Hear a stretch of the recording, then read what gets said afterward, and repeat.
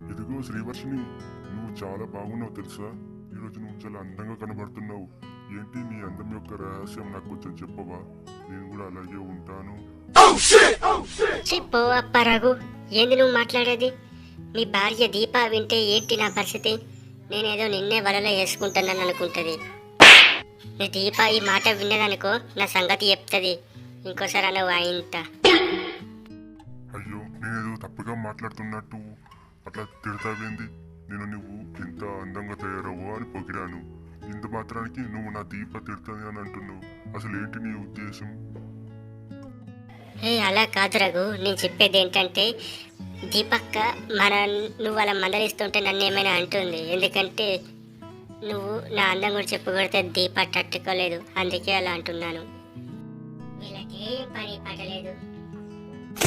ఓ అలా అంటున్నావా? దీప అసలు ఏం అనుకోదు తెలుసా.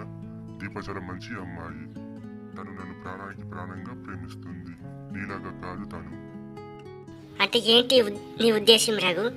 నేను నీకన్నా దీప కన్నా పొగరుగా మాట్లాడుతున్నానా? నువ్వే నన్ను కావాలని గెలికావు. అయినా నువ్వు నన్నెందుకు పొగడడం? నీ దీపానే కదా పొగడకు. నన్ను పొగడకు ఇంకోసారి, నా కోపం వస్తుంది. నిన్ను పొగడాను చూడు, నాది బుద్ధి తక్కువ. నీకన్నా మా దీపనే మంచిది. ఇంకా చాలా మంచి మంచి మాట్లాడుతుంది. నువ్వే వేసేదానివి. అందంగా ఉన్నావని చెప్తే చాలు ఎగిరెగిరి పడుతున్నావు నువ్వు ఇప్పుడు.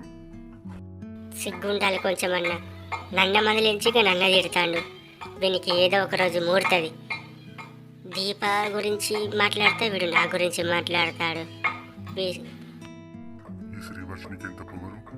అందంగా ఉన్నావని చెప్తే అది నన్నే తిడుతుంది. ఇంకోసారి అనే అనద్దు దీన్ని. దీనికన్నా ఆ దీప్తి నయం, మంచిగా మాట్లాడుతుంది. ఈ పొట్టి శ్రీవర్షిని ఇంకోసారి మందులిస్తే ఇక మనల్ని ఉంచదు. వేస్ట్ది అది.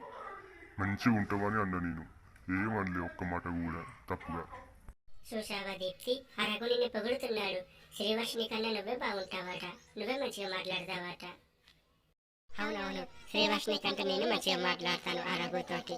శ్రీవర్షిని గయ్యారి గంప, అది ఎప్పుడు అలానే తిడుతూ ఉంటుంది అందరినీ.